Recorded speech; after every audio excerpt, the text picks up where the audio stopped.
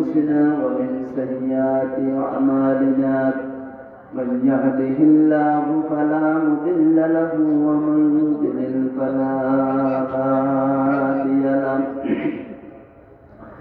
ونشهد أن لا إله إلا الله وحده لا شريك له ولا طريق له ولا وزير له ولا نظير له ولا مشير له ولا معين له ولا شبه له ولا شبيه له ولا مثيل له ولا مثال له ولا مثل له ولا أسل له ولا نسل له ولا كفو له ولا قبل له ولا بعد له ولا وقت له ولا زمان له ولا أول له ولا آخر له ولا بداية له ولا نهاية له ولا ضد له ولا ند له ولا حد له ونشهد أن سيدنا وحبيبنا وحبيب ربنا وطبيبنا وطبيب قلوبنا ومولانا محمدا عبده ورسوله الذي أرسله بالحق بشيرا ونذيرا وداعيا إلى الله بإذنه وسراجا منيرا وقد قال الله تعالى في كلامه المجيد وفرقانه القديم أعوذ بالله من الشيطان الرجيم بسم الله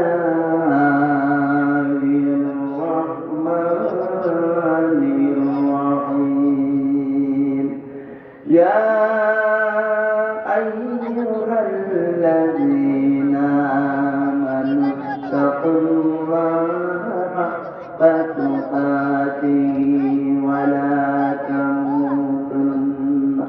ولا تموتن إلا وأنتم مسلمون وقال رسول الله صلى الله عليه وسلم الكيس من دان نفسه وعمل لما بعد موته والعاجز من اتبع نفسه هواها وتمنى على الله أو كما قال عليه الصلاة والسلام وقال الله تعالى جل جلاله في شان حبيبه ومحبوبه مخبرا وآمرا إن الله وملائكته يصلون على النبي يا أيها الذين آمنوا صلوا عليه وسلموا تسليما اللهم صل على سيدنا مولانا محمد وعلى آل سيدنا مولانا محمد نأيب شكيباين نيوسف راجناري نعيسى مسيحي نموسى آية بيضاء اللهم صل على سيدنا مولانا محمد وعلى آل سيدنا مولانا مسلمان জাতির পিতা ইব্রাহিম খলিলুল্লাহ, মুসলমান জাতির পিতা ইব্রাহিম খলিলুল্লাহ, দু জাহানের নেতা নবী মুহাম্মদ রাসূলুল্লাহ, মুহাম্মদ রাসূলুল্লাহ। আল্লাহুম্মা সাল্লি আলা সাইয়্যিদিনা মাওলানা মুহাম্মদ ওয়া আলা আলি সাইয়্যিদিনা। প্রেমেরি পঙ্গধারা তোমারি জন্য মাতোয়ারা, আমি হতে পারি সবই হারা, যদি তোমার প্রেমে নবী পাই গো সারা। হে রাসূল তোমারি জন্য মন কাঁদে, আঁখি কাঁদে শুধু বেদনা, হৃদয়ে সে বাসা বাঁধে। বালাওয়াল মৌলা বিকামালিহি কশফত দুজা বিজামালিহি, حسنت جميع خصاله صلوا عليه كريم السجايا جميل الشيم نبي البرايا شفيع الأمم بلغ العلا بكماله كشف الدجى بجماله حسنت جميع خصاله صلوا عليه. اللهم صل على محمد وعلى آل محمد كما صليت على إبراهيم وعلى آل إبراهيم إنك حميد مجيد. اللهم بارك على محمد وعلى آل محمد كما باركت على إبراهيم وعلى آل إبراهيم إنك حميد مجيد. أما بعد, শিলুয়া ইসলামী রেনেসাঁ সংঘের উদ্যোগে আয়োজিত তাফসীরুল কোরআন মাহফিলের সম্মানিত সভাপতি, ইসলামী রেনেসাঁ সংঘের সভাপতি জনাব আইয়ুব খান সাহেব, আজকের মাহফিলের প্রধান মুফাসসির, বিশিষ্ট ইসলামী চিন্তাবিদ, ইসলামিক স্কলার, চট্টগ্রাম ইসলামী আন্তর্জাতিক ইসলামী বিশ্ববিদ্যালয়ের সহকারী অধ্যাপক ও সাবেক আরবি বিভাগের চেয়ারম্যান হযরতুল আল্লামা মাওলানা ডক্টর মাহমুদুল হাসান সাহেব, বিশেষ কয়েকদিন হিসাবে আলোচনা করেছেন সাবাইনে আয়েশা রাদিয়াল্লাহু তাআলা আনহা মহিলা মাদ্রাসার সম্মানিত সুপার হযরত মাওলানা ফারুক আহমদ সাহেব, বারি হযরত হাফেজ কারি আব্দুল করিম সাহেব সহ মঞ্চে উপবিষ্ট উলামায়ে কেরাম, আমার সম্মুখে আজকে তাফসীরুল কোরআন মাহফিলে আগত উলামায়ে কেরাম, মুরব্বিয়ান নিজাম, আমার শিশু কিশোর যুবক ভাইয়েরা, পর্দানশীন মা বোনেরা, আসসালামু আলাইকুম ওয়া রাহমাতুল্লাহি ওয়া বারাকাতুহু। ওয়া আলাইকুম আসসালাম। আমরা মহান আল্লাহ সুবহানাহু ওয়া তাআলার দরবারে শুকরিয়া জ্ঞাপন করছি, যে মহান আল্লাহ সুবহানাহু ওয়া তাআলা আমাকে আপনাকে কনকনে শীতের মধ্যে জান্নাতের আশায় জাহান্নামের ভয়ে আল্লাহর প্রেমে, রাসূলের প্রেমে, কোরআনের প্রেমে পড়ে মাটির মধ্যে, খড়ের মধ্যে আমাদের আজকে আসা বসার আল্লাহ তৌফিক দান করেছেন। আমরা প্রত্যেকে করি আলহামদুলিল্লাহ, আর জোরে সোরে করি আলহামদুলিল্লাহ। রব্বানা লাকাল হামদ হামদান কাসীরান তাইয়িবান মুবারাকান ফীহি ইয়া রাব্বি লাকাল হামদু কামা ইয়ানবাগি লিজালালি ওয়াজহিকা ওয়া আযীমি সুলতানিক। প্রশংসা কার করব? এই আসমান জমিন আমরা যত কিছুই ভোগ করি পৃথিবীতে সকল কিছুর একচ্ছত্র ক্ষমতার মালিককে, হায়াতের এবং মৌতের মালিককে, সেই আল্লাহর গোলাম আমরা। সুতরাং আল্লাহর প্রশংসা করতে আমরা তার পণ্য করব না, ঠিক কিনা? আল্লাহ আমাদেরকে বিগত 16টি বছর আল্লাহর কথা বলতে, কোরআনের কথা বলতে আমাদের অনেক হিমশিম খেতে হয়েছে, ঠিক না? আল্লাহ ওই ডিজিটাল জাহিলিয়াত থেকে, ডিজিটাল নমরুদ, সাদ্দাত, ফেরাউনের দোসরদের ক্ষমতা থেকে রক্তের বিনিময়ে এই দেশের যুবক ভাইদের রক্তের খুলিয়ার বিনিময় আমাকে আপনাকে স্বাধীন করে দিয়েছেন, বলি আলহামদুলিল্লাহ। শুধু তাই নয়, আমরা অনুসরণ করতে হবে এই বেশিরভাগ ফেরাউনের দোসরদের পরে আল্লাহ আমাদেরকে আর একটা পরীক্ষা দিয়েছিলেন। বন্যায় কবলিত হয়ে আমরা সেদিন সেই হাসরের ময়দানের মতো চিত্র আমাদের ফুটে উঠেছিল, ঠিক কিনা? মোবাইলের নেটওয়ার্ক ছিল না, কারেন্ট ছিল না, নৌকা ছিল না, কিছুই ছিল না, বাতি ছিল না। এমন এক অবস্থানে আমাদেরকে আল্লাহ একটা পরীক্ষার মধ্যে প্রেরণ করেছিলেন। সেই পরীক্ষা থেকেও আমাদেরকে উদ্ধার করেছেন আল্লাহ। সবাই পড়ে আলহামদুলিল্লাহ। আপনাদের দিকে পানি উঠছিল কিনা? বাদ কোথাও 83 প্লাট দেখেছিলাম, আবার 24 প্লাট। আল্লাহ পাক আমাকে আপনাকে সর্বোপরি ওই বন্যায় কবলিত হওয়াও সেটাও তেমন সমস্যা ছিল না, কিন্তু আমাদেরকে শুকরিয়া আদায় করতে হবে। আমরা সেই জাহিলিয়াতের চরম একটা অবস্থানে যে ছিলাম, সেই জাহিলিয়াত থেকে আল্লাহ মুক্ত করেছে, এটাই শুকরিয়া আদায় করি আলহামদুলিল্লাহ। কারণ সেই সময় ওলামায়ে কেরাম কথা বলতে হলে ওয়ার্ডার লাগবে, ঠিক কিনা? এই কোরআন থেকে কথা বলতে কার ওয়ার্ডার প্রয়োজন আছে? আছে কিনা?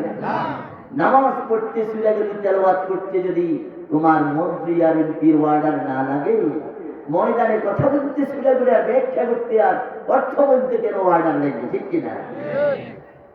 বোঝা গেল তোমরা তাদেরই দোসর। যুগে যুগে সেই ইবলিস থেকে শুরু করে অদ্যাবধি পর্যন্ত যুগে যুগে শয়তানের প্রেতাত্মাও থাকবে। সে আদম থেকে শুরু করে কিয়ামত পর্যন্ত ঈমানদারের দোসরেরাও থাকবে, ঠিক কিনা?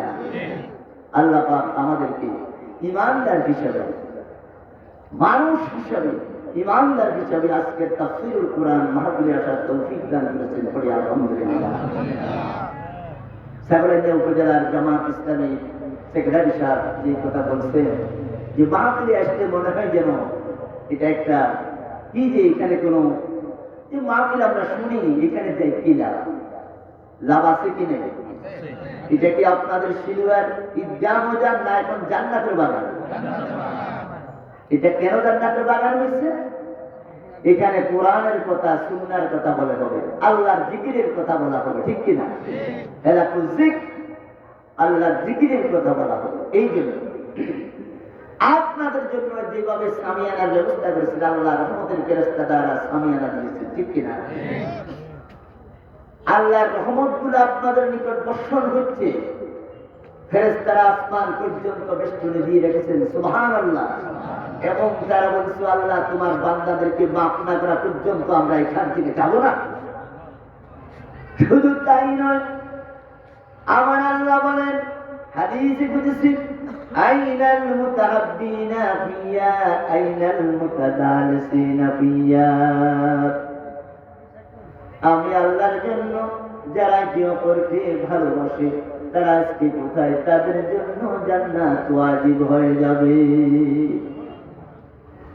আমি আল্লাহর ভালোবাসার জন্য যারা পরস্পর বসেছে, প্রোগ্রাম করেছে, সিম্পোজিয়াম করেছে, তাফসীরুল মাহফিল করেছে, তাদের জন্য আমি আল্লাহর ভালোবাসা ওয়াজিব। তাদের জন্য আমার ভালোবাসা ওয়াজিব, জান্নাত ওয়াজিব।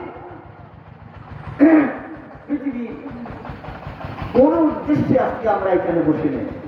কোন উদ্দেশ্য আছে? এখানে কোনো হালুয়া, রুটি, বিরিয়ানি প্রদান করা হবে না। এখানে একমাত্র যে আল্লাহ আমার জীবনের মালিক, হায়াতের মালিক, মৌতের মালিক, ওই আল্লাহর জন্যই আমি এসেছি, ঠিক কিনা? কুল ইন্না সালাতি ওয়া নুসুকি ওয়া মাহইয়ায়া ওয়া মামাতি লিল্লাহি রাব্বিল আলামিন। আর নবী বলেন, আমার নামাজ, আমার জীবন, আমার কুরবানি, আমার জীবনের সব কিছু একমাত্র তুমি আল্লাহর জন্য। কার জন্য?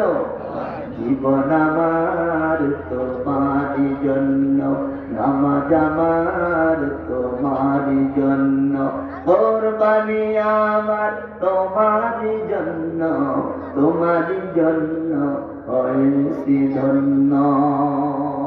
সুতরাং আমরা মুসলমান, আমরা ইমানদার। আমি কোরআন কারীমের সূরাতুল আলে ইমরানের 102 নম্বর আয়াত তেলাওয়াত করেছি।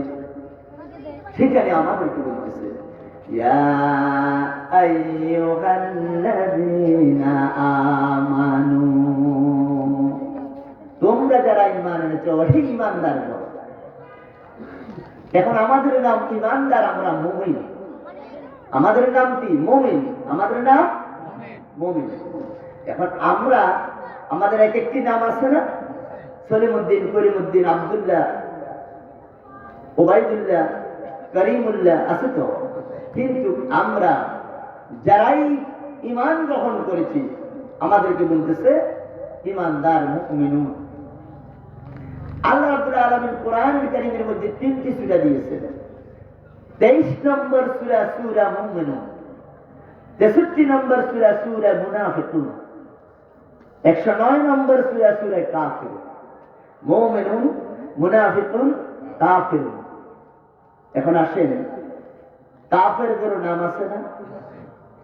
মুমিনুন দিয়েছেন যারা ঈমান গ্রহণ করেছে, তাদের নাম মুমিন, এই জন্য সূরা মুমিনুন। আর যারা মুনাফিক, যারা মুনাফিকি করে, তাদের নাম দেওয়া হয়েছে মুনাফিক। আর যারা কাফের, কুফরি করে, তাদের নাম হইল কাফের। তাহলে নাম যেরকম করে, নামটাও কি সেরকম হয়, ঠিক কিনা? ইমাম সাহেব, উনি ইমামতি করেন, ঠিক কিনা?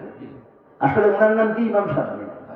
চেয়ারম্যান সাহেব চেয়ারম্যানই করেন, মেম্বার সাহেব মেম্বার করেন, ঠিক কিনা? সুদ খাইলে সুদি বলে কিনা? ঘুষ খাইলে ঘুষি, চোর করলে চুরি করলে চোর, ডাকাতি করলে ডাকা, ঠিক কিনা? তাহলে আমরা যেহেতু ঈমান এনেছি, আমাদের নাম মুমিনুন। আল্লাহ আমাদেরকে ঈমানদার বলে ডাকতেছেন, ওহে ঈমানদারগণ, ইয়া আইয়ুহাল্লাযীনা আমানু। আমরা ঈমানদার হয়েছি, এতে খুশি না বেজার? আমরা ঈমানদার হয়েছি, খুশি না বেজার? আল্লাহর কাছে কোনোদিন আমরা দরখাস্ত করেছিলাম, আমাকে ঈমানদার তৈরি করিয়েন আল্লাহ? করছি কিনা? আল্লাহ আমাদেরকে নিজ অনুগ্রহে ঈমানদার করেছেন, পড়ি আলহামদুলিল্লাহ। তোমার কত দাম? আল্লাহ রাব্বুল আলামিন বলে, ওয়ালা আমাতুন মুমিনাতুন খায়রুম মিন মুশরিকাতিন ওয়ালাউ আজাবাতকুম। একজন ঈমানদার দাসী, যে একজন ঈমানদার বান্দি দাসীর দাম কত? ইয়াহুদি নাসারাদের, ইহুদিদের, কাফের বেঈমানদের রাষ্ট্রের একজন রানীর চাইতেও ঈমানদার একজন বাসার দাসীর চাকরানির দাম আল্লাহর কাছে বেশি। ওয়ালা আবদুম মুমিনুন খায়রুম মিন মুশরিকিন ওয়ালাউ আ'জাবাকুম। একজন ঈমানদার, একজন ঈমানদার পুরুষের দাম কত বেশি? তারপরে বেঈমানদের, আমেরিকার রাষ্ট্রের প্রেসিডেন্টের চাইতেও একজন ঈমানদার পুরুষের দাসের দাম বেশি আল্লাহর কাছে। সুবহানাল্লাহ। আমার বন্ধুগণ, আমরা যখন মারা যাই, আমাদের কি কত সুন্দর করে উত্তর শিহরি করে, সুন্দর করে গোসল করায়, দাফন করে, ঠিক কিনা? আর একজন হিন্দু মারা যায়, ওই ছেলে মায়ের মুখের মধ্যে আগুন দেয়, ছেলে মায়ের মুখের মধ্যে, বাপের মুখের মধ্যে প্রথম আগুন দিয়া জাহান্নামের জন্য যাত্রা শুরু করে দে, ঠিক কিনা? কত কষ্ট! দুনিয়াতেও আগুন, আখিরাতেও কি আমাদেরকে আল্লাহ এত মান সম্মান দিলেন, পড়ি আলহামদুলিল্লাহ। প্রিয় ভাই সব, এই জন্য আল্লাহ রাব্বুল আলামিন বলেন, ইন্নাল্লাযীনা আমানু ওয়া আমিলুস সালিহাতি কানাত লাহুম জান্নাতুল ফিরদাউসি নুজুলা। নিশ্চয় যেন ঈমান আনে, ওয়া আমিলুস সালিহাত, এবং তারা কি করে? নেক আমল করে। কানাত লাহুম জান্নাতুল ফিরদাউসি নুজুলা, আমার আল্লাহ বলেন তাদের জন্য জান্নাতুল ফিরদাউস আমি দান করে দেব। সুবহানাল্লাহ। জান্নাতে যাইতে চাই কি চাই না? জান্নাত কি মামার বাড়ি আর নানার বাড়ি আর শ্বশুর বাড়ি? জান্নাতে যাইতে হলে বহু সিঁড়ি বাড়ি বাড়তেই হবে আপনাকে। পাহাড়ের উপরে উঠতে হলে 3000 মাইল, হিমালয় পাহাড়ের উপরে উঠতে হলে সেখানে আপনাকে অনেক কষ্ট করতে হবে, কিন্তু নামার জন্য কোনো কষ্ট হবে না। আপনি একটু গড় দিবেন, পড়ে যাবেন, ঠিক কিনা? জাহান্নামে যাওয়ার জন্য কোনো কষ্ট লাগবে না, জান্নাতে যাওয়ার জন্য কি কষ্ট। এখন আসুন, মুমিনুন ওয়াইল মুযাক্কার ইসফায়েল ওলামায়ে কেরাম আছেন, যে ঈমান গ্রহণ করছে, ঈমান নিয়েছেন, তিনি হলেন কি? মুমিন। এখন ঈমান আল্লাহকে না দেখে বিশ্বাস করার নামই হলো ঈমান, ঠিক কিনা? আমার হাতে মোবাইল, এটা আমি বলছি, আপনারা বিশ্বাস করলেন, ঠিক কিনা? এখন আমি যদি এখানে একটা সাবির ছড়া নিয়ে যদি বলি, আমার মুঠের মধ্যে একটা সাবির ছড়া আছে, আপনারা কিন্তু দেখতেছেন না। এই কথাটা আপনারা কেউ বিশ্বাস করবেন, কেউ হয়তো বিশ্বাস করবেন না, কারণ চোখে দেখেন না। আল্লাহকে আমরা না দেখে বিশ্বাস করেছি কিরকম? দেখলে যেরকম সেরকম। হযরত আলী রাদিয়াল্লাহু তাআলা বলেন, আমার সম্মুখে যদি আল্লাহকে হাজির করা হয়, আমার ঈমান যেভাবে আছে সেভাবেই থাকবে, থেকে আর বাড়বে না। সুবহানাল্লাহ। অর্থাৎ আমি আল্লাহকে এমন বিশ্বাস করেছি, আল্লাহকে হাজির করে দিলে যেই ঈমান আমার, আল্লাহকে না দেখিয়ে এরকম বিশ্বাস করেছি মুহাম্মদুর রাসূলুল্লাহর কথা মোতাবেক। সুবহানাল্লাহ।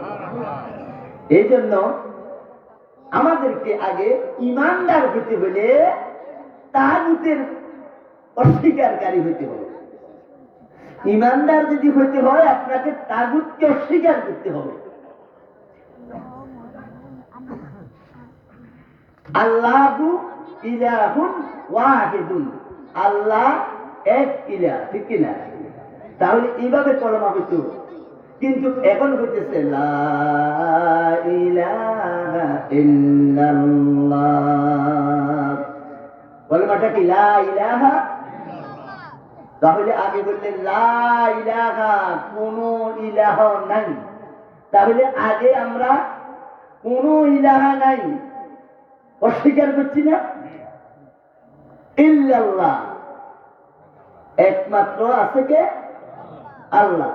তাহলে আগে যত তাগুত আছে, খোদাদ্রোহী আছে, আল্লাহর বিধানের বিরোধিকারী আছে, সমস্ত তাগুত বিরোধী মূর্তি, সমস্ত তাগুতকে আপনি অস্বীকার করতে হবে। সেটা আমার কথা না।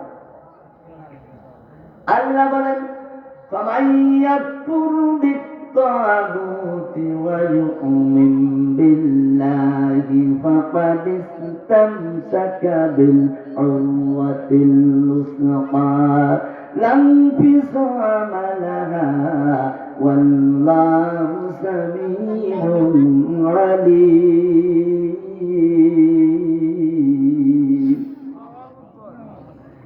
ফামান ইয়াকফুর বিত্তাগুত, যারা অস্বীকার করবে তাগুতকে, ওয়া ইউমিন বিল্লাহ, এবং আল্লাহর উপর ঈমান আনবে, তাহলে প্রথমে বলেছে তাগুতকে অস্বীকার করার জন্য, এরপরে আল্লাহর প্রতি বিশ্বাস। ফাকাদ ইসতামসাকা বিল উরওয়াতিল উসকা, তাহলে সে আল্লাহর রজ্জুকে শক্ত করে ধরবে। লা ইনফিসামা লাহা, এটা কখনো ছিঁড়ে যাবার মতো। এখন আল্লাহর রশি কোনটা? আর সোয়াদিন থেকে কি রশি দিছে? দিছে। আর সোয়াদিন থেকে রশি দেয় না? দিছে। আপনি মাটি থেকে যদি মোবাইলের দ্বারা, রিমোট দ্বারা 750-530,000 মাইল উপরের বিমানকে যদি মোবাইল দ্বারা আপনি রিমোট কন্ট্রোল করতে পারেন, এই শক্তি কে দিছে? আল্লাহ দিছে। কে দিছে? আপনি জমিনে বিমান গণযুগ হয়েছে 30,000 মাইল উপরে, আপনি এখান থেকে রিমোট দিয়ে কেমন এটা ঠিক করেন? সেই রিমোট আল্লাহ আমাদেরকে দিয়েছে। আল কোরআন হাবলুল্লাহ ওয়া হুয়া নূরুল মুবিন। এই কোরআন হলো আল্লাহর রশি, নূরুল মুবিন, স্পষ্ট আলো। তাকাদা লিমান তামাসসাকা বিহি ওয়া নাজাতা লিমান তাবিআ। এটাকে ধরলেই কি সে নাজাত পাবে, অনুসরণ করলে নাজাত পাবে, ধরলে সে আল্লাহ এই রশির একমাত্র আল্লাহর কাছে। আর বান্দা যদি এই রশিকে ধরে, আল্লাহ এই রশি দিয়ে উঠাই নেবে। সুবহানাল্লাহ। এটা হলো আল্লাহর কি রশি, আল্লাহ। তাহলে এই আপনার এই কোরআন আল্লাহর একটা রশি, লা তুহসা আজাইবুহু। এটা আশ্চর্য আপনি গুণে শেষ করতে পারবেন না। ওয়ালা তুবলা গারাইবুহু। এই কোরআন কোনদিন জর্ণ জিনা জর্ণ একেবারে কুরআন হয় না। ফীহি মানারুল হিকমা ফীহি মাসাবিহুল হুদা। এখানে হেদায়েতের বাতি রয়েছে। ওয়া মানারুল হিকমা, এবং জ্ঞান বিজ্ঞানের শৃঙ্গ এই কোরআন। বিজ্ঞান যতই উন্নত হবে, ততই কোরআনের আলোচনা তত বাড়তে থাকবে। সুবহানাল্লাহ। সুতরাং আমাদেরকে তাগুত শিখেন। এখন তাগুত কি? আমাদেরকে আল্লাহর পথে যারা বাধা দেয়, সরাসরি কাফেরও বাধা দেয়, কাফেরের দোসরেরাও বাধা দেয়, সরাসরি মুদিও বাধা দেয়, আর মুদির কন্ট্রাক্টর যারা এই দেশে তারাও বাধা দেয়। ঠিক কিনা? ঠিক কিনা?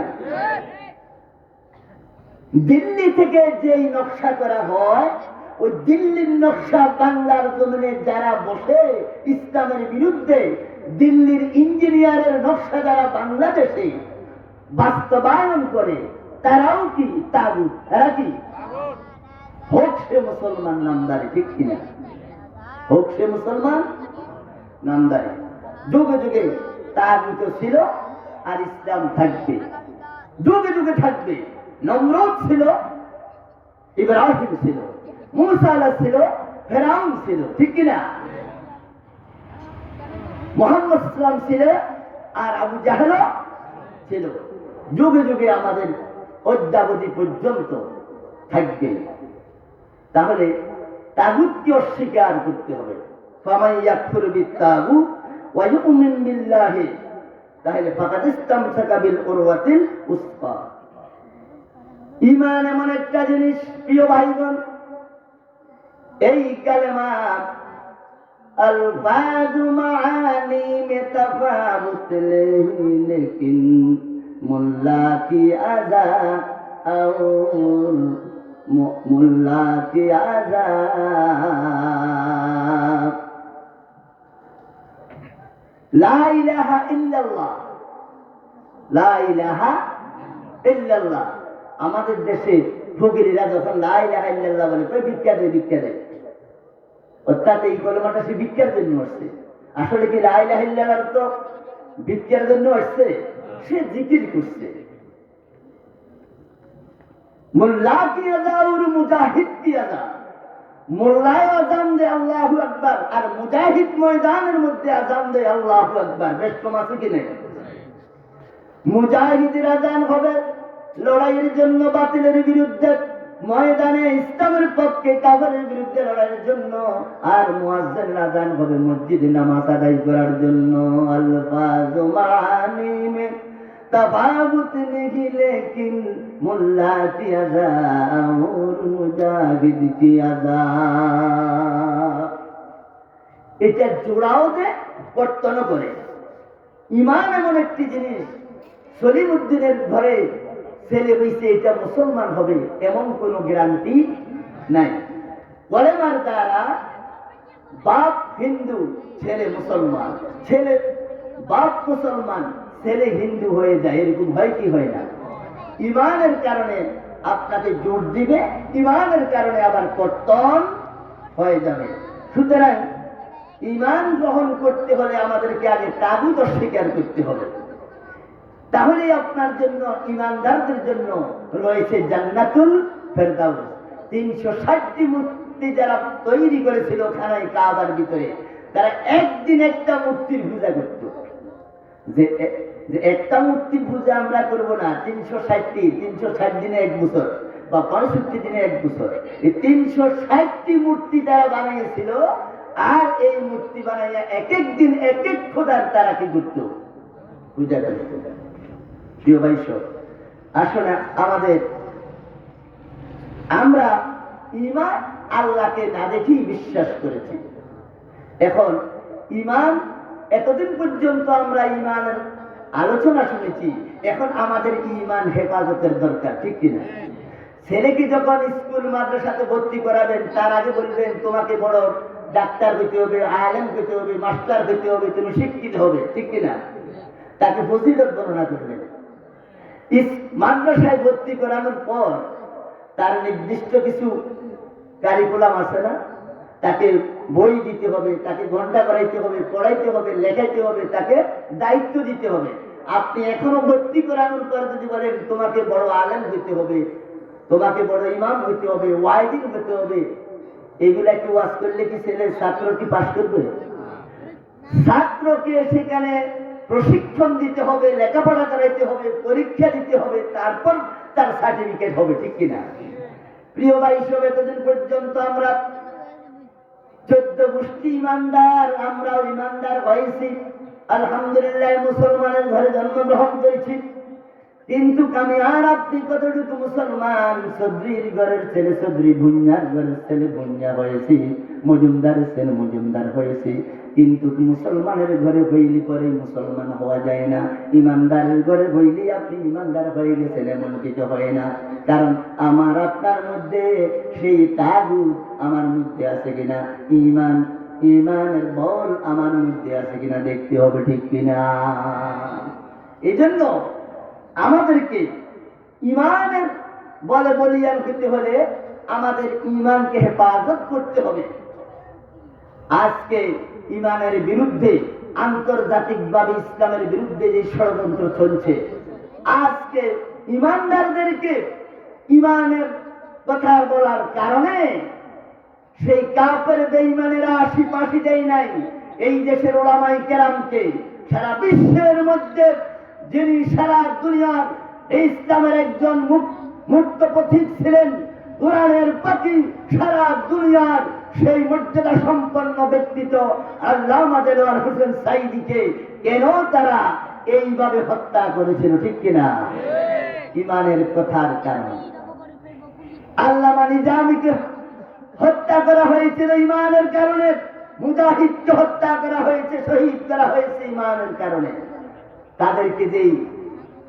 তাদেরকে যে প্ররোচনা দিয়েছিল, প্রলোভন দিয়েছিল, তোমরা শুধু এই দল থেকে পরিত্যাগ করো, তোমাদেরকে বেকসুর খালাস করা হয়, তারা সেটা তো মানেই নাই, বরঞ্চ ফাঁসির কাস্টে যাওয়ার জন্য পিছনে ধাক্কা দিতে হয়, আর তারা নিজেরাই দৌড় দিয়ে যাইয়া ফাঁসির রশিকে গলায় ঝুলিয়ে দেয়, ঠিক কিনা? সেই আল্লামা নিজামী সাহেব বলেছিল, বাবা আমি কিরকম জামা পরে যাইতাম ফাঁসির কাছে, নিজের ছেলের থেকে পরামর্শ চায়। এটা আমরা সাহাবায়ে কেরামের আলোচনা শুনেছি, 1400 বছর আগের কথা, ইতিহাস শুনেছি। ওটা 1400 বছর আগের কথা নয়, এটা 24 এই শতাব্দীর কথা, আমাদের সামনের কথা। যে এই সময়ের মধ্যে এই লোকগুলাকে যেভাবে হত্যা করা হয়েছে, শাহাদাত করা হয়েছে, সেই ইতিহাস আমাদেরকে মনে রাখতে হবে। বাপ ছেলেকে পরামর্শ করে, আমার তো ফাঁসি হয়ে যাবে, আমি কোন জামা পরে গেলে সুন্দর লাগবে? আমি তো আল্লাহর নজরানার কাছে যাচ্ছি, আমি আল্লাহর সাথে দিদার করতে যাচ্ছি, সুতরাং আমার জামাটা কিরকম হবে, ঠিক কিনা? আজকে আমরা ভুলে গেলে হবে না, আমরা ইমানদার, আমাদের ইমানকে হেফাজত করতে হবে, মজবুত করতে হবে। যে ইমান শুধু মুমিনের ঘরে জন্মগ্রহণ করছি, ইমানদার হয়ে গেছি, এমন কিছু না। এই জন্য আল্লাহ বলেন, أفحسبتم أن تدخلوا الجنة ولما يأتكم مثل الذين خلوا من قبلكم مستهم البأساء والضراء وزلزلوا حتى يقول الرسول والذين آمنوا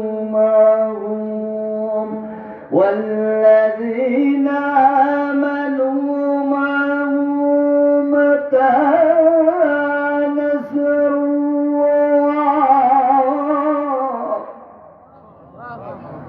ألا إن نصر الله قريب।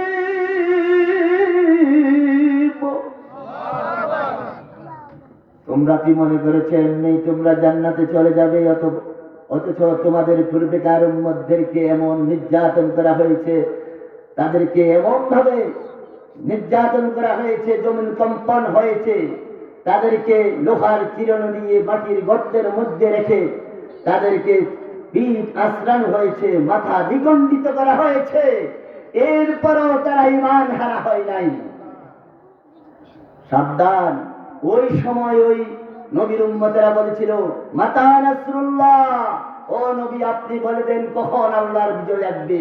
আল্লাহ বলতেছেন, আলা ইন্না নাসরাল্লাহি করিব, সাবধান, অচিরেই আল্লাহর বিজয় আসবে। আসছে কিনা? যারা যত বেশি ইমানদার তত বেশি তাদের পরীক্ষা হয়ে যায়। বাংলার জমিনে যেই ইসলামী দল যত বেশি ইমানদার তত বেশি তাদের পরীক্ষা হয়েছে, ঠিক কিনা? যারা যত বেশি রুট মার্চ করেছে, ময়দানে কথা বলেছে, রোদ্রে শুকাইছে, বৃষ্টিতে ভিজিয়েছে, তারপরে ইসলামের বিপক্ষে যায় নাই, এমন ব্যক্তিদেরকে জেল খাটানো হয়েছে, রিমান্ড দেওয়া হয়েছে। আল্লামা সাইদিকে 63 বারের মতো কি করা হয়েছে, রিমান্ড দেওয়া হয়েছে। এত নির্যাতন নিষ্পেষণ করার পরেও মুখের মধ্যে লাঠি ঢুকিয়েছে, তোমার এই মুখ দিয়ে আল্লাহর কথা যেন বাহির হবে, ঠিক কিনা? তারপরেও কি ইমান ছাড়া হয়েছে? ইমান হারা। যখন পথের দিশা দিয়েছ খোদা, তখন বিপথে তুমি নিও না, বাতিলের পথে কবু নিও না। ইমান যখন দিয়েছ খোদা, ওমরের মতো দাও, বিনিময় যদি তার নিতে চাও, জীবন নিয়ে যাও, তবু আমাদের চাওয়া শেষ হবে না, তাগুতের পথে কবু নিও না। তাহলে আমাদেরকে তাগুত স্বীকার করতে হবে যদি ইমানদার আমরা দাবি করি। তাগুতের মধ্যে শিরক, 1 নাম্বার হলো শিরক। মুমিনের জীবনের সবচেয়ে বেশি নিরাপদ হবে শিরক থেকে যেই বান্দাটি বেঁচে থাকবে। শিরক বিদ্যাত, আল্লাহর জাতের সাথে শিরক করা। যেমন খ্রিস্টানেরা বলতো ঈসা আলাইহিস সালাম আল্লাহর ছেলে, নাউজুবিল্লাহ। ইহুদিরা বলতো উযাইর আল্লাহর ছেলে, ফেরেশতারা আল্লাহর কন্যা, নাউজুবিল্লাহ। এটা শিরক বিদ্যাত। এরপরে শিরক সিফাত, আল্লাহর গুণাবলীর সাথে শিরক করে দেওয়া, যে রাসূল গায়েব জানে, নাউজুবিল্লাহ বলেন। রাসূল গায়েব জানে না, রাসূল গায়েবের খবর দেন ওয়ালা। আল্লাহর গুণকে যদি রাসূলের সাথে একাত্মতা করে দিয়ে সেখানে শিরক সিফাত হবে। রাসূল গায়েবের খবর দেন জিবরিলের মাধ্যমে অথবা সরাসরি আল্লাহর ইলহামের মাধ্যমে রাসূলকে জানিয়ে দেওয়া হয়, রাসূল সেটা বলে, ঠিক কিনা? উনি আমাকে একটি কথা বলল এখানে, এই আপনাদের এইখানকার কোনো একটি খবর মাওলানা সাহেব আমাকে কানে কানে বলেছেন, তো আমি এই কথাটা বললাম এখানে। এখন এই কথাটা আমি কার থেকে পাইছি? মাওলানা সাহেব থেকে। তাহলে বোঝা গেল আমি তো এটা নিজ থেকে বলতে পারি না, ঠিক কিনা? আল্লাহর রসুল যেটা বলেন জিবরিলের মাধ্যমে অথবা সরাসরি আল্লাহর ইলহামের মাধ্যমে, সুতরাং সেটা গায়েব থাকে না, সেটা আল্লাহর পক্ষ থেকে শিখানো। গায়েবের মালিককে আল্লাহ। এই জন্য শিরক ফি সিফাত, গুণাবলী থেকে আমাদেরকে আল্লাহর সিফাতের সাথে শিরক করা যাবে না। এরপরে আপনার কি, আমরা অনেকেই আজকে অমুক বাবা তমুক বাবা অমুক দরবারে, বাবা তুমি আমাকে ছেলে দাও মেয়ে দাও, দিতে পারবে?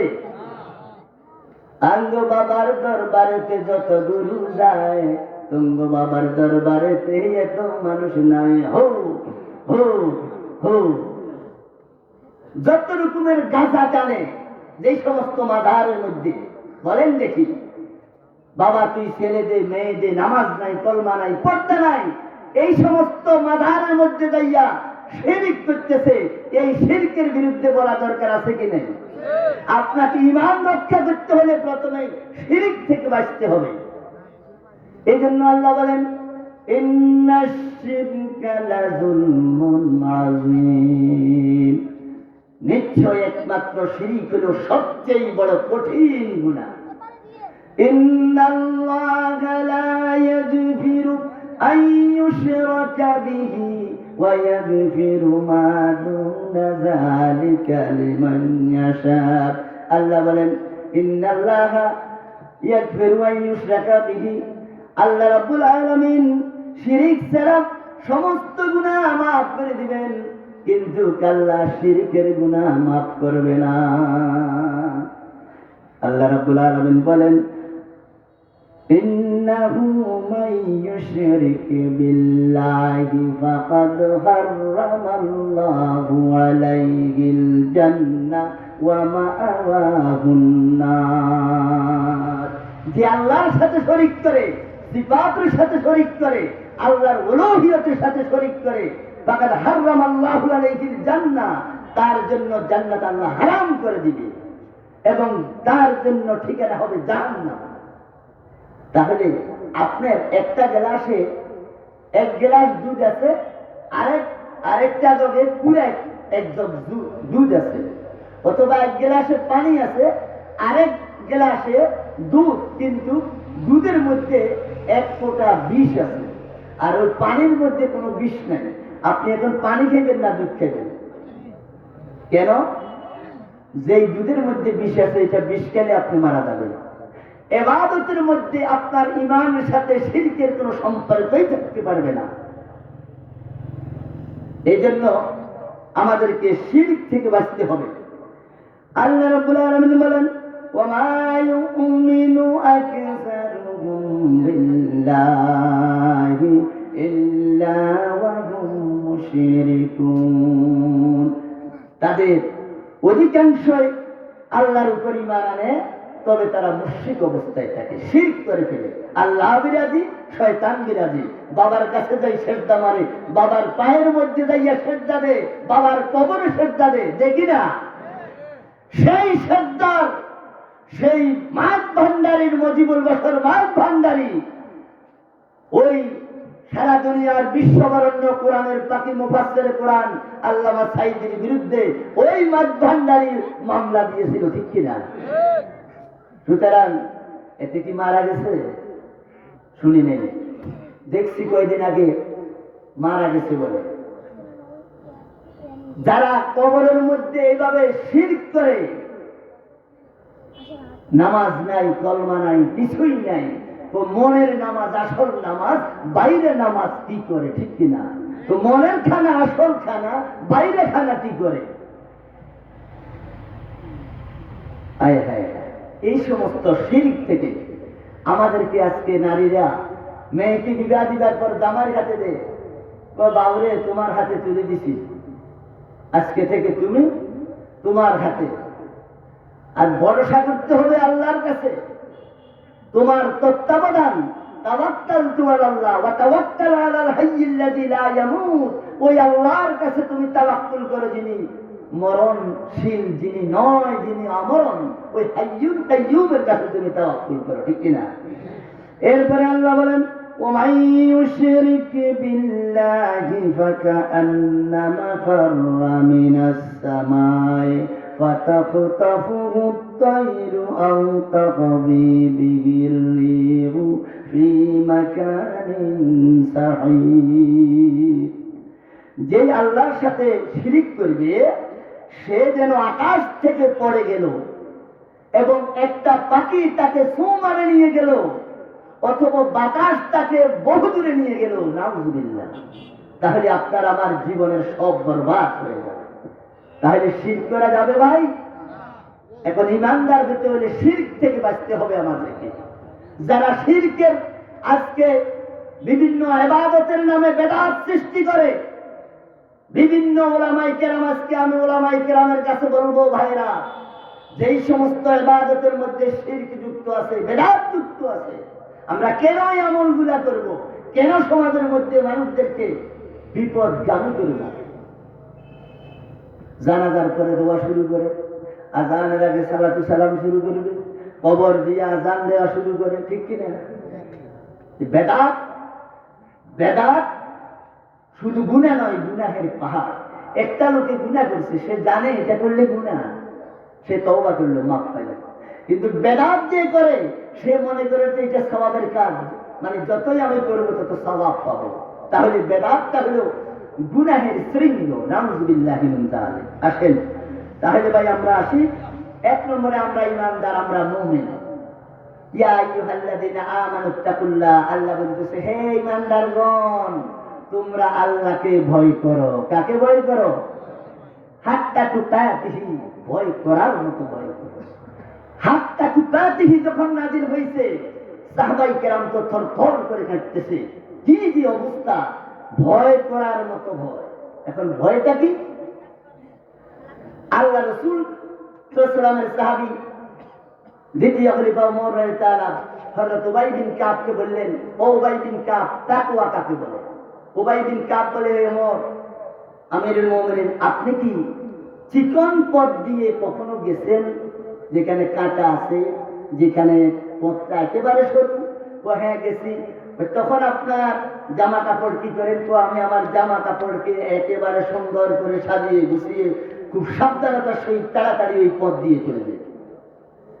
উবাই বিন কাব বললেন, হে ওমর, জেনে রাখেন তাকওয়াটা হইল শিরক থেকে, বেদাত থেকে, জেনা থেকে, হত্যা থেকে, দর্শন থেকে, আল্লাহর নাফরমানি সমস্ত কাজ থেকে মুক্ত থেকে একমাত্র নিরন্তর আল্লাহর প্রতি অবিচল আস্থা রেখে এবং বিশ্বাস রেখে, স্মরণ রেখে, আল্লাহ আমার সামনে হাজির আর নাজির, এই কথা জেনে চলার নাম, মানার নাম হলো তাকওয়া।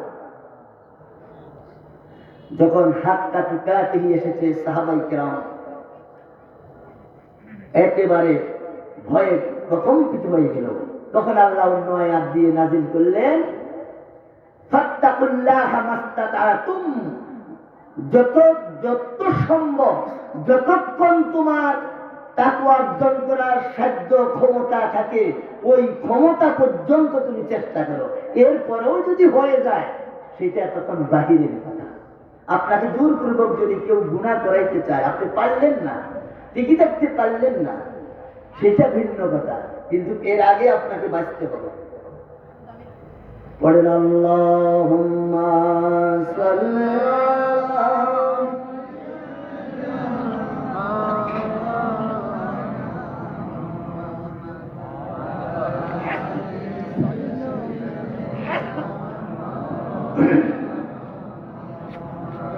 তাহলে তাকওয়া, আমার বন্ধুগণ, তাকওয়াটা কিরকম? একজন পীর সাহেব তার মুরিদদেরকে বললেন যে, আমার জন্য একটা মরক জবে করে আনলে পৃথিবীর কেউ যাতে না দেখে, পারিবা? সকল মুরিদেরা বলল, ঠিক আছে হুজুর, আনবো।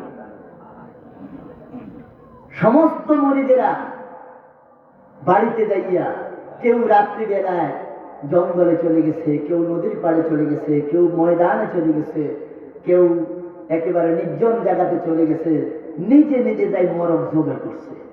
মরক্তব্য কইরা পরদিন পীর সাহেবের দরবারে গেছে। পীর মানে উস্তাদ, পীর মানে টিচার। আমাদের দেশে তো এখন কত পীর আর কত বাবা, আরিফ বাবা রে, ডিগ্গা বাবা, ঠালা বাবা, হাতুরা বাবা, ডিগ্গা বাবা, কত বাবা, ইয়া বাবা, অভাব আছে? হক্কানি পীর মাশায়েখদেরকে আমরা মানবো, তাদেরকে শ্রদ্ধা করব, সালেহীনদেরকে। কিন্তু যারা ভণ্ড পীরের নামে ঈমান হারা, তাদেরকে আমরা মানতে।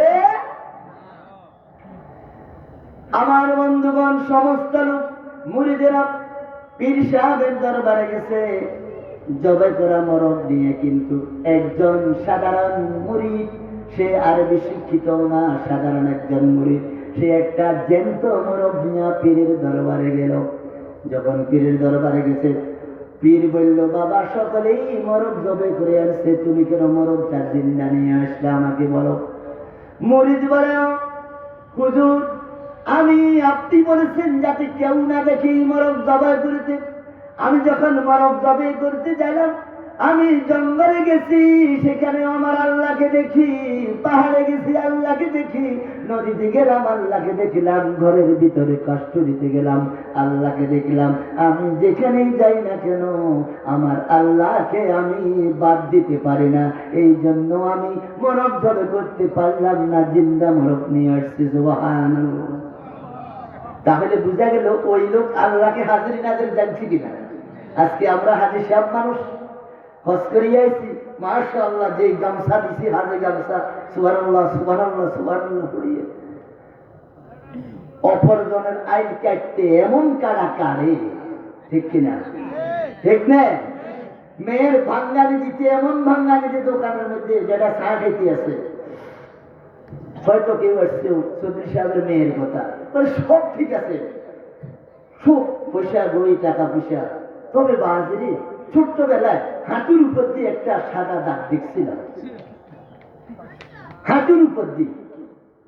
এখন ছেলের পক্ষ আর আসবে না, মেয়েছে তো আসবে না, এত বড় জুব্বা বাবা এইভাবে কথা বলল, এটা তো মিথ্যা বলতে পারে। আজকের সমাজের মধ্যে আমরা লেবাসকে তাকওয়া বলি, টুপি দাড়ি জুব্বাকে শুধু তাকওয়া বলি, এটা মুসলমানের ইউনিফর্ম। এই জন্য বলা হয়েছে খাইরুল লেবাস লেবাসুত তাকওয়া। বিশ্বনবী ফরমান, আত-তাকওয়া হাহুনা, আত-তাকওয়া হাহুনা, আত-তাকওয়া হাহুনা। তাকওয়া কলবের মধ্যে, ঠিক কিনা? টুপি দিছে, দাড়ি আছে, জুব্বা আছে, সব আছে, ঘুষ খায়, সুদ খায়, জেনার কাজে জড়িত, বাটপাড়িতে জড়িত, ঘরের হক নষ্ট করে, বোনের হক দেয় না, মেয়ের হক দেয় না, এই জাতীয় মুক্তাকিয়গণ আছে কি নাই? আছে কি নাই? এই জাতীয় লোকেরাও, এই জাতীয় মুক্তাকিও আছে, আর এই জাতীয় ফিরও আছে আমাদের দেশে, ঠিক কিনা? নামাজ নাই, কলমা নাই, রোজা নাই, হজ নাই, যাকাত নাই, ইসলামের কিছু নাই। আজকে তারা বড় বড় পীর সেজে, বড় বড় গাউস কুতুব সাইজা মানুষদেরকে কি করতেছে, যে হাল তেরা জাল হ্যায়, মকসুদ তেরা মাল হ্যায়, अदब तेरा चाल है, लाख आंखों बंद कर दिया, ये हाल तेरा जाल है। তাদের এই অবস্থায় একটা চক্রান্ত বদলানো, হাল তেরা জাল হয়, মকসুদ তেরা মাল হয়, তাদের উদ্দেশ্য হলো মাল কামানো, পয়সা কামানো। আজব তেরা চাল হয়, লাখ আঁখোं को अंध कर दिया, হাজার মানুষ, লক্ষ মানুষকে অন্ধ করে তারা প্রতারণা করতেছে, ঠিক কিনা? এই জন্য কবি বলতেছে, হায় তাবাহি, হায় তাবাহি দিন কি ই দিন সে, ফির দাখিল মির জালেম আলমে বদ্দিন সে। ইসলামকে ধ্বংস করার জন্য তিন সম্প্রদায় দায়ী। এক নম্বর হইল পীর জাহেল, মূর্খ পীর, যাদের কাছে কোন শরীয়তের মানদণ্ড জ্ঞান নাই। ওই সমস্ত পীরের নামে তারা দরবার খোলে, মানুষদের থেকে সেজদা নিয়ে গয়নাপতি, টাকা পয়সা কামাই করে। মাছ বান্ডার সহ, আট রশি সহ, 10 রশি সহ যত রকমের রশি আছে, ভণ্ডামি সহ আমরা ভণ্ডদেরকে তালাক দিতে হবে। তাগুতকে তালাক না দিলে ঈমানদার হওয়া যাবে না, ঠিক কিনা? ফিরে জাহেল, মীর জালেম, অসৎ শাসক, যেই শাসকেরা কোরআন বিরোধী, ইসলাম বিরোধী, নিজেরাও কোরআন মানে না, অন্যকেও মানতে দেয় না, হত্যা, দর্শন, গুম, খুন, হত্যা, গণতন্ত্র অধিকার হরণ করে যারা এই জাতীয় শাসক, তাদের দ্বারা ইসলাম ধ্বংসের মুখে যায়, ঠিক কিনা? বিগত সরকার আমাদের একটা ফরেজগার মুত্তাকি সরকার ছিল না ভাই? ছিল না? কি আশ্চর্য কথা, রামদিনিয়া বাচ্চা গেছিল, প্রধানমন্ত্রী থেকে চৌকিদার পর্যন্ত সব চলে গেছে ভাগ দিয়া। ঘটনাটা কি মনে মারছে কিনা? কলই চুলা দেখে বাবুলে হাত করে, ঠিক কিনা? কলই চুলা দেখে ও ভাই যত নেকামল করছি, এই নেকামলের যাজা যদি শুরু হয়, বাচ্চাদের তো আর সময় নাই। নেকামল বহুত হচ্ছে না, গুনাহে জারিয়া আর কি, সদ্গায় জারিয়া তো পারে না, গুনাহে জারিয়া চলবে কিনা? বিশ্বাস আছে কিনা?